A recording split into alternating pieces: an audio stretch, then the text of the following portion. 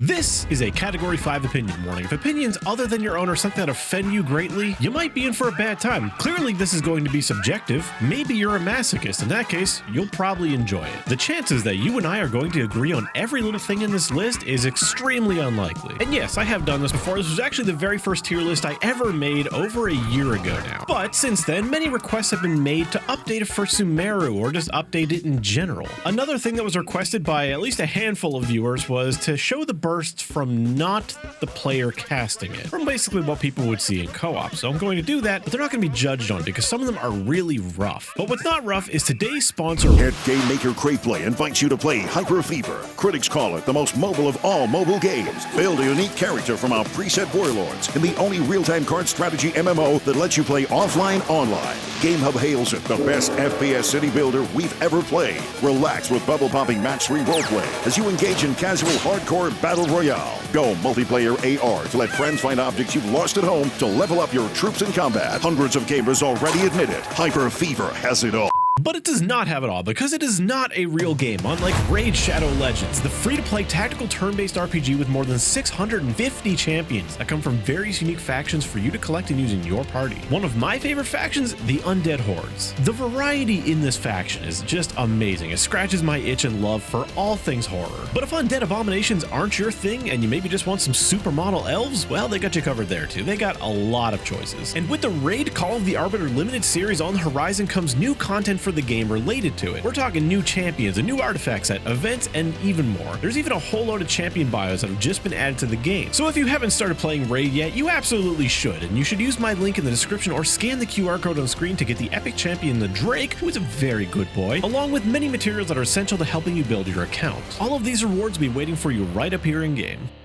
Kicking off this list is going to be Albedo. I'm also not even going to look at my old list. If you want to compare the two and see how differently I rated them, you can do that, that's fine. Look, his burst starts off really good. The particles around his hands look amazing, and the effect is overall pretty good. But I think the finisher is where it falls flat on its face. I don't hate any part of it by any means, but it does feel a little bit underwhelming in its own way, and for that reason, Albedo is going to start off our list in the C tier. Alhaitham, one of the newest characters in the game. I had to edit my list because I actually gave him a pretty bad rating at first, but when I watched him in slow-mo here, I was like, goddamn, the forming of his little field is amazing looking. The way that spreads across the floor, oh, it's just beautiful. I even use Alhaitham all the time, but I don't notice it because when you're attacking enemies, things kind of get lost in the mess. So he's going from the initial B I put him in all the way up to S. I think I remember being a little bit more kind to Aloy than people would generally expect, considering I leave her out of most things. Her burst isn't bad by any means, but against all the other 5 stars that we have, hers is really starting to stand out as just being kind of basic and boring, and for that reason, I'm going to put her down into the D tier.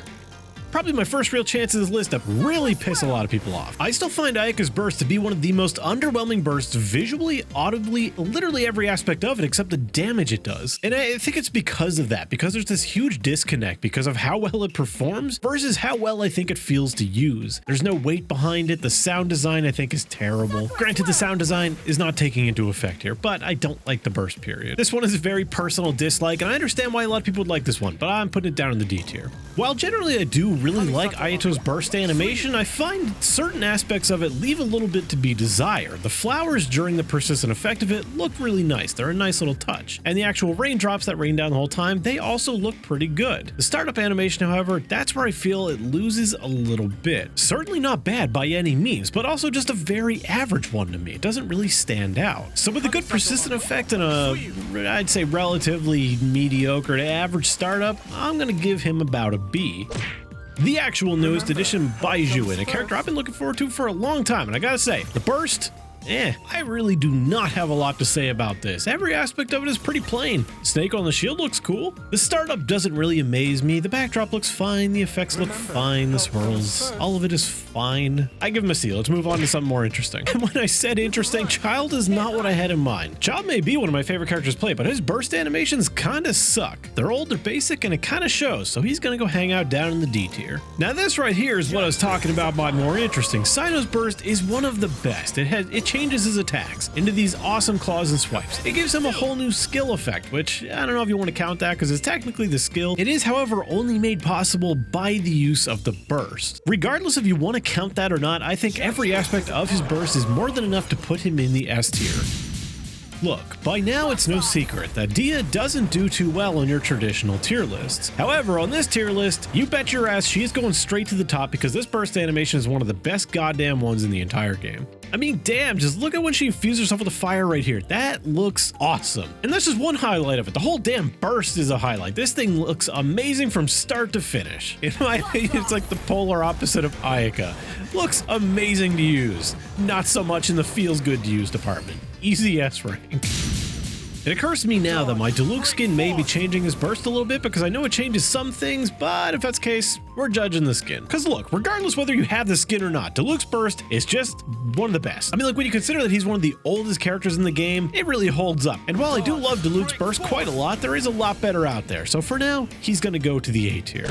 I remember a lot of people were really confused with me rating Eula's burst really high and couldn't quite understand because I thought it was boring, basic, and thought it was really unfair to others that were similar to hers. Let me explain the one simple reason why I like Eula's burst. It's the camera movements and her movements with it. It just looks really smooth and it's kind of mesmerizing to look at. People thought it was some kind of Eula simp. Yeah, far from it. I kind of hate the character, both playing it and her actual character in game. She can go hang out in the A tier with Diluc.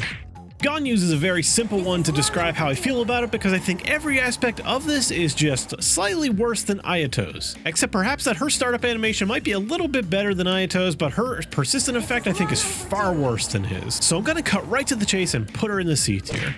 Hu Tao's burst is not a particularly flashy one, and it's over very quickly, so you really gotta look at the small details to appreciate it. Obviously, the little ghost is always adorable, and the actual motion of the burst is really nice, along with the little butterflies that come out of it. I also just kind of love at the end when the ghost is kind of freeze frame there. It's just, the ghost is the highlight of her burst. That's just plain and simple. That being said, I am gonna put her in B because it's nothing too crazy. Despite my love of all things Itto, I don't exactly let that cloud my judgment of things like his gacha splash or his skills and whatever, and his burst is no different. I never loved his burst because of the way it looked. The Oni splash is awesome looking. The club is okay, not really my thing. As for the attacks themselves, they're really smooth and they feel fantastic, but they don't exactly look super flashy. I gotta say, I really do. I love the burst that changed the tint. Doesn't exactly have anything to do with the animation, but something about it just makes them feel so much more special, and it's also a nice indicator of when they start and end. In any case, Itto's gonna go in the B tier.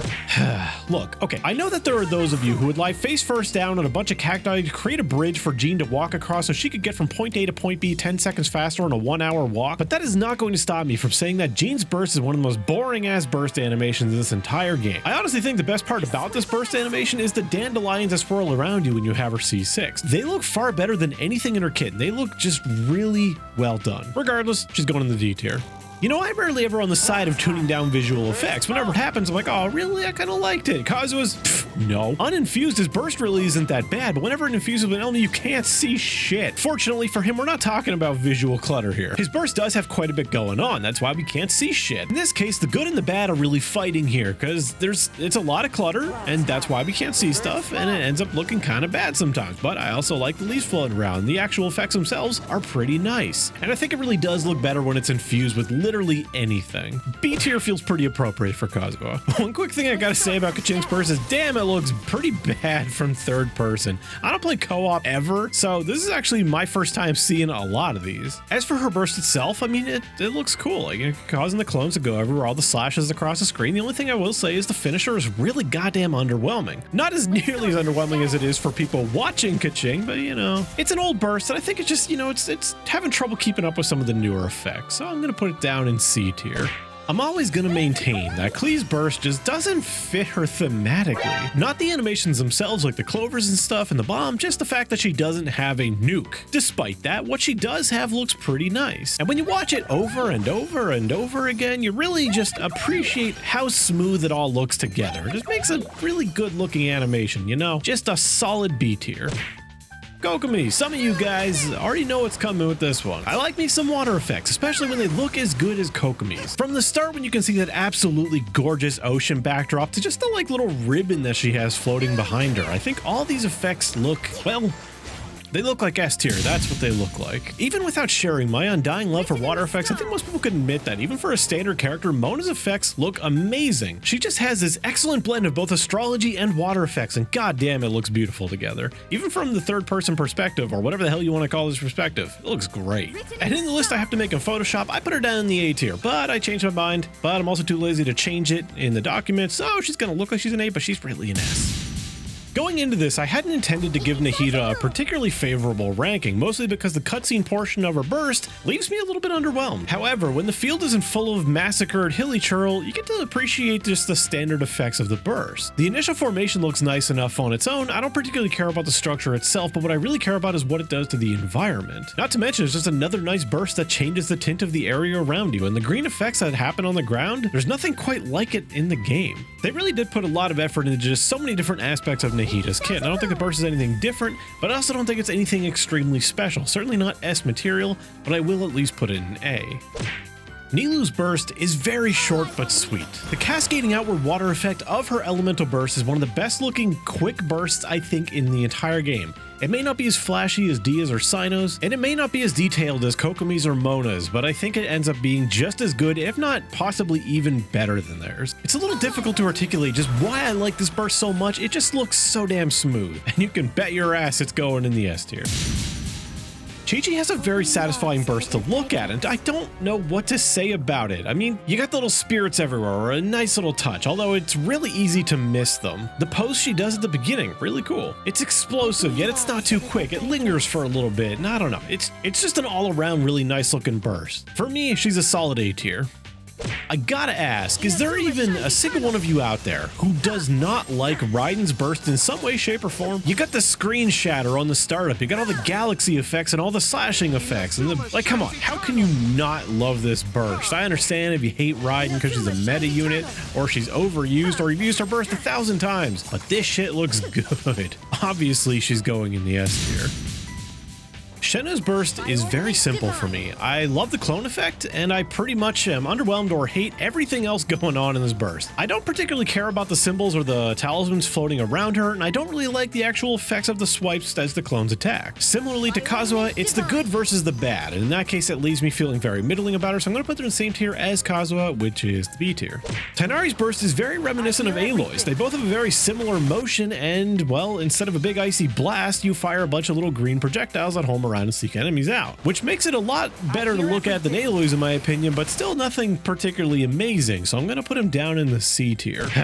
The Traveler. So many people lost their shit because I didn't rate Lumine and Aether differently. I responded to a lot of people in the comments, letting them know that the reason I did that is because I don't think the differences are big enough. The motions that they actually cast the bursts are different, but the animations themselves and the complete lack of cutscenes, those are both the same. So I will be showing both of them here this time, that way, you know, if you want to decide for yourself, you can look at them and see the differences, but for me, they're the exact same, and I'll be rating them the exact same. But if you really want to know my preferences for each one, I think Lumine's Anemo is better, Aether's Geo is better, Lumine has the better Electro, and that Aether has the better Dendro, but they're really close to a tie on that one. And that being said, I think all of the Travelers as a whole belong in the D tier. I don't think it's fair to rate them as 5-star burst because they have 4-star burst animation. But nevertheless, they are 5-star characters, which is also why you won't see Barbara here, because she's a 4-star character, even if she has a 5-star burst animation. I find that Venti's burst loses a little something when it's not sucking in like 20 hilly churls to their doom. I got a feeling I probably looked on this more favorably in the past, but now that I'm looking at it now, I don't like it quite as much. I mean, it's a black hole. It looks cool that it's a little black hole, but we have a better one now, who is actually coming up next. So let's put Venti down in the C tier and move on. Hat Guy's burst animation is completely carried by the opening cutscene, which to be fair is like 90%. Main downside of it being it's him that's casting it, which takes away from the coolness just a little bit. The character himself, he does some cool things, but damn is he goofy looking. It would just look so much better if it wasn't someone who looked like a schoolboy doing it. So I'm gonna put it in A tier, but it could have been S if it was someone cooler. Xiao has a lot of different things to consider. You got the initial casting animation, which is quick, impactful, it's really good looking. You got the special plunging attacks with the spears coming out of the ground. That looks fantastic. Then you have his attack animations, which also look great. Sadly, we don't actually get to use these because I honestly think this might be the best looking part of his entire burst. That doesn't really matter though, because even though they may look awesome, every part of his burst looks great, which is exactly why I'm gonna put him in the A tier. We got some great ones coming up. There ain't room in S for him. I'm pretty sure I made this joke the first tier list, but I'm pretty sure most people give her an S just for the look she gives in about the first half a second of her burst. I don't remember what I rated her. I have no semblance of a clue, but I'm pretty sure I probably put her pretty high. The startup cutscene, beautiful colors, beautiful contrast, probably just all around one of the best opening cutscenes to a burst in the entire game. Not to mention the little foxes that show up every time one of her totems is destroyed. It is just a beautiful burst animation. It's the kind of one that just makes me want to use the character more. Obviously S tier.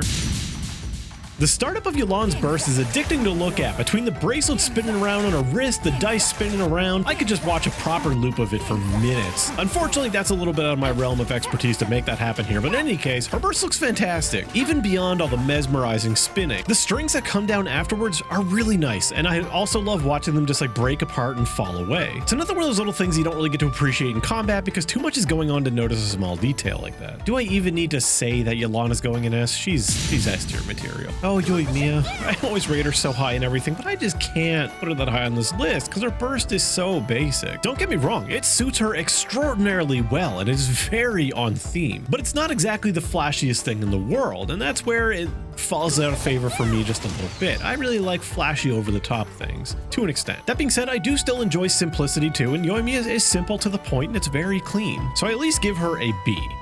And last but certainly not least, we have Zhongli with the Great Meatball from the Sky, one of the original bursts that everyone really started to go nuts over. And for good reason. It's amazing looking. The way that it opens up the sky, giant meteor falls down, crash, boom, explosion, fantastic. It still looks amazing. It holds up. The thing is, I don't think I can put this in S anymore, simply because I put so many others in S, and to compare them to those, I just don't think it holds up to the same level. So to end the list, Zhongli will be going into the A tier. Sure, the list is a little bit top heavy, but what are you gonna do when the burst animations all look pretty damn good? Even the ones that I put down in like D and C, they're still good. So if you're still here, tell me what did I upset you with? Because surely there's something on this list that you very much do not agree with. Or maybe I didn't talk about a certain detail that makes you love a burst, but I had to leave out for brevity's sake. Thank you to my members, my patrons. As always, thank you to Raid Shadow Legends for supporting and sponsoring this video, and check them out. Helping them out helps me out. Thank you to you for watching, and I'll see you in the next one.